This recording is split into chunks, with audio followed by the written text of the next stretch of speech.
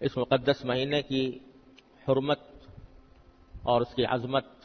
سے کون مسلمان ہے جو ناواقف ہو؟ اللہ تبارک و تعالی نے اس مہینے کو پوری امت مسلمہ کے لیے سال بھر کے گناہوں کے کفارے کا اور درجات کی بلندی کا ذریعہ بنایا ہے۔ نبی کریم سرور دو عالم صلی اللہ علیہ وسلم رجب کا چاند دیکھ کر یہ دعا فرمایا کرتے تھے کہ یا اللہ ہمیں رمضان کے مہینے تک پہنچا دیجئے، یعنی ہماری عمر اتنی کر دیجئے کہ ہم اپنی زندگی میں رمضان پالیں۔ تو وہ مہینہ آنے والا ہے اور اللہ تبارک و تعالیٰ کی رحمتوں کی گھٹائیں برسنے والی ہیں، اس کی پہلے سے کچھ تیاری کرنے کی ضرورت ہے۔ رمضان المبارک کا مہینہ ہر سال آتا ہے اور گزر جاتا ہے، لیکن ہمیں کوشش یہ کرنی چاہیے کہ اس رمضان کے ایک ایک لمحے سے، اس کی ایک ایک ساعت سے صحیح فائدہ اٹھائیں، کیونکہ آدمی غفلت کی حالت میں مہینہ شروع کر دیتا ہے اور باتیں آج سے کل پر، کل سے پرسوں پر چلتی چلی جاتی ہیں۔ اس لیے اس بات کی ضرورت ہے کہ شروع ہی سے، رمضان شروع ہونے سے پہلے آدمی اس کی تیاری کرے۔ یہ مہینہ یوں تو روزوں کا مہینہ ہے، رات کے وقت میں تراویح اس میں سنت مؤکدہ قرار دی گئی ہے، لیکن ایسا لگتا ہے کہ یہ پورا کا پورا مہینہ در حقیقت مسلمانوں کو ایک نئی زندگی دینے والا مہینہ ہے۔ 11 مہینے تک ہم لوگ اپنی دنیاوی مصروفیات میں لگے رہتے ہیں اور ان مصروفیات کی وجہ سے بسا اوقات ہم پر غفلت طاری ہوتی رہتی ہے اور اللہ جل جلالہ کے ساتھ جو مضبوط تعلق ہونا چاہیے تھا وہ کمزور پڑ جاتا ہے۔ اس واسطے اللہ تبارک و تعالی نے یہ مہینہ اس غرض کے لیے بنایا ہے کہ جو لوگ سال کے 11 مہینوں میں اللہ تبارک و تعالی کے تعلق سے دور چلے گئے ہیں، ان کو اس مہینے میں قریب لائے جائے اور اللہ تبارک و تعالی کی محبت، اس کی خشیت، اس کا تعلق، اس میں اضافہ ہو۔ اور در حقیقت یہ مہینہ اس لیے بھی بڑی اہمیت رکھتا ہے کہ اگر غور سے دیکھا جائے تو یہ ایک ٹریننگ کورس ہے جس سے ہر مسلمان کو گزارا جاتا ہے۔ یہ ایک تربیت کا زمانہ ہے، یہ اپنی روح کو بالیدگی، اپنی روح کو تازگی دینے کا مہینہ ہے۔ یہ اللہ تبارک و تعالیٰ کی رحمتوں کو متوجہ کرنے کا مہینہ ہے۔ یہ اللہ تبارک و تعالیٰ کے ساتھ مضبوط تعلق قائم کرنے کا مہینہ ہے۔ یہ اس بات کا مہینہ ہے کہ انسان اپنے آپ کو گناہوں سے بچنے کی عادت ڈالے اور اس کی تربیت حاصل کرے۔ روزہ بذات خود بہت عظیم عبادت ہے، لیکن اس کا ایک بہت بڑا مقصد یہ ہے کہ انسان کو اپنی نفسانی خواہشات پر قابو پانے کی عادت پڑے۔ اسی لیے قرآن کریم نے یہ فرمایا کہ یا ایھا الذین آمنوا کتب علیکم الصیام کما کتب علی الذین من قبلکم لعلکم تتقون۔ روزے ہم نے تم پر اس لیے فرض کیے ہیں تاکہ تمہارے اندر تقوی پیدا ہو۔ تقوی کس چیز کا نام ہے؟ تقوی اس کو کہتے ہیں کہ آدمی کے دل میں کوئی غلط خواہش پیدا ہو رہی ہے، غلط جذبہ پیدا ہو رہا ہے، دل میں برائی کی امنگ پیدا ہو رہی ہے، برائی کا میلان پیدا ہو رہا ہے، لیکن آدمی اللہ تبارک و تعالی کی عظمت کو، اس کی خشیت کو، اس کے جلال کو مد نظر رکھ کر اپنی اس خواہش کو دبا دے، اپنی اس خواہش کو کچل دے، اللہ کے لیے کچل دے۔ اس کا نام ہے تقوی۔ کہ دل میں خواہش پیدا ہو رہی ہے کہ میں اپنی نگاہ کو غلط استعمال کروں اور اس کے ذریعے کوئی گناہ کی چیز دیکھوں، لیکن آدمی یہ سوچتا ہے کہ میں اللہ کا بندہ ہوں، اللہ تبارک و تعالی مجھے دیکھ رہا ہے، میری ایک ایک نقل و حرکت اس کی نگاہ میں ہے اور کل کو مجھے اپنی ایک ایک نقل و حرکت کا جواب بھی دینا ہے۔ من یعمل مثقال ذرۃ شرا یرہ، ایک ذرے کے برابر بھی اگر میں نے کوئی گناہ کیا تو مجھے آخرت میں اس کا جواب دینا ہوگا۔ یہ سوچ کر آدمی اپنی نگاہ کو روک لے۔ دل میں جھوٹ بولنے کا، غیبت کرنے کا داعیہ پیدا ہو رہا ہے، مجلس جمی ہوئی ہے اور جمی ہوئی مجلس میں غیبت ہو رہی ہے اور میرا بھی دل چاہ رہا ہے کہ میں بھی اس کے اندر کوئی حصہ ڈالوں، لیکن آدمی اس وقت اللہ تبارک و تعالیٰ کی عظمت کو، اس کی خشیت کو، اس کے جلال کو دل میں لا کر اپنے آپ کو اس سے روک لے، تو یہ تقویٰ ہے۔ تو اللہ تبارک و تعالیٰ فرماتے ہیں کہ ہم نے روزے تم پر اس لیے فرض کیے ہیں تاکہ تمہارے اندر تقویٰ پیدا ہو، کیونکہ روزے کے ذریعے تقویٰ کی تربیت دی جاتی ہے۔ وہ اس طرح کہ ہر مسلمان جب روزہ رکھ لیتا ہے اور ارادہ کر لیا کہ آج میرا روزہ ہے، جس کے معنی یہ کہ مغرب کے وقت تک میں نہ کچھ کھاؤں گا، نہ پیوں گا، نہ اپنی جائز خواہشات جو بیوی کے ساتھ پوری کرنا حلال ہوتا ہے وہ بھی میں نہیں کروں گا، یہ ارادہ انسان نے کر لیا۔ جب روزہ رکھ لیا تو کوئی بھی مسلمان ایسا نہیں ہوتا کہ جو بھوک کی شدت کی وجہ سے یا پیاس کی شدت کی وجہ سے روزہ توڑ دے۔ بھوک لگی ہوئی ہے، کھانا موجود ہے، اس کی خوشبو آ رہی ہے، اس کو کھانے کو دل چاہ رہا ہے، لیکن چونکہ روزہ رکھ لیا ہے تو اس وجہ سے آدمی سوچتا ہے کہ میں نے روزہ رکھا ہوا ہے، اس حالت میں کھانا میرے لیے جائز نہیں، صبر کرو، شام تک صبر کرو، جب شام ہوگی اور یہ کھانا حلال ہو جائے گا پھر کھاؤں گا۔ تو یہ جو انسان اپنی بھوک کی خواہش کو روک رہا ہے، اس لیے روک رہا ہے کہ اللہ تبارک و تعالیٰ کے لیے روزہ رکھا ہوا ہے اور روزہ توڑنا بہت سخت گناہ ہے، اس کا کفارہ بھی بہت زبردست ہے، اس واسطے آدمی رک گیا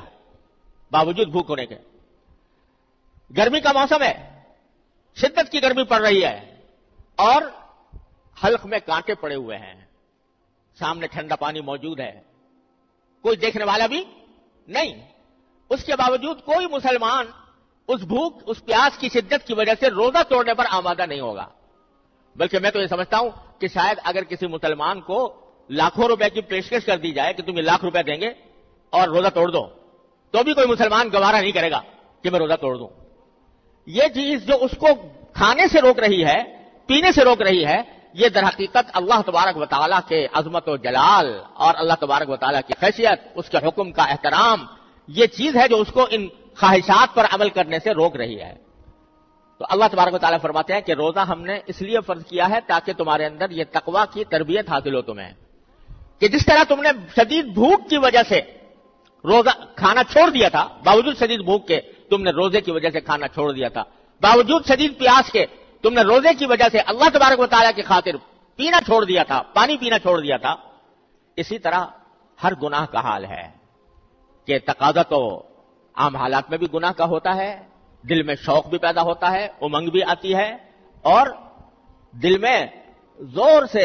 تقاضا بھی پیدا ہوتا ہے، داعیہ بھی پیدا ہوتا ہے، دل مچلتا ہے کسی گناہ کے کرنے کے لیے۔ لیکن جس طرح تم روزے کے اندر اس خواہش کو ہمارے لیے، میرے لیے دبا دیتے ہو، کچل دیتے ہو اور گناہ کا ارتکاب نہیں کرتے، اسی طرح یہ عادت تمہیں پڑنی چاہیے اپنی عام زندگی کے اندر بھی، کہ عام زندگی میں بھی جب تمہارا دل کسی گناہ کے لیے مچلے تو تم اس کو اللہ کی خاطر اس کو دبا دو اور اس پر عمل کرنے کے بجائے اللہ تبارک و تعالیٰ کی اطاعت کرو، تقویٰ کی زندگی گزارو۔ اس لیے ہم نے یہ روزے فرض کیے ہیں تمہارے ذمہ۔ اس لیے میں کہہ رہا ہوں کہ یہ رمضان کا مہینہ یہ ایک تربیت کا کورس ہے جس سے ہر مسلمان کو گزارا جا رہا ہے۔ تو اس تربیت کے کورس سے صحیح فائدہ اٹھانے کے لیے یہ بات ضروری ہے کہ ہم پہلے سے اس کی تیاری کریں۔ تیاری کیا کریں؟ تیاری یہ کریں کہ سال کے 11 مہینے ہم اس طرح گزارتے ہیں کہ ہمارے صبح و شام کے زیادہ اوقات دنیاوی کاموں میں گزرتے ہیں، پیسہ کمانے میں، تجارت میں، ملازمت میں، زراعت میں، کھیتی باڑی میں، اور اپنے لیے روزگار کی تلاش میں، اور اپنے لیے اپنی جسمانی لذتیں حاصل کرنے کی فکر میں، اس کام کے لیے، اس کام میں گزرتے ہیں زیادہ تر اوقات۔ اور اگر کوئی آدمی فرائض شریعہ کا پابند بھی ہو تو ذرا اس بات کا تناسب دیکھو کہ 24 گھنٹوں میں سے کتنا وقت وہ عبادت کرتا ہے۔ اگر 5 نمازیں بھی پڑھتا ہو پابندی سے تو ساری 5 نمازیں ملا کر مشکل سے گھنٹہ 1.5 گھنٹہ اس کا عبادت میں صرف ہوتا ہے، وہ بھی اس طرح کہ دل کہیں اور دماغ کہیں، اللہ تعالیٰ کی طرف رجوع ہونے کا جو خشوع کا تقاضا ہے وہ پورا نہیں ہوتا، کیونکہ چکی چل رہی ہے دماغ کے اوپر دنیاوی مشغلوں کی۔ اس واسطے نماز میں بھی آ کر کھڑے ہوئے تو اللہ اکبر ضرور کہہ دیا اور نیت ضرور باندھ لی، لیکن دماغ چل رہا ہے دنیا کے ان مشاغل کی طرف جن کو چھوڑ کر آئے تھے اور جن کی طرف دوبارہ واپس جائیں گے۔ تو घंटा डेढ़ घंटा मुश्किल से इबादत में गुजरता है और बाकी सारे 22-23 घंटे वो अपने इस जिस्म को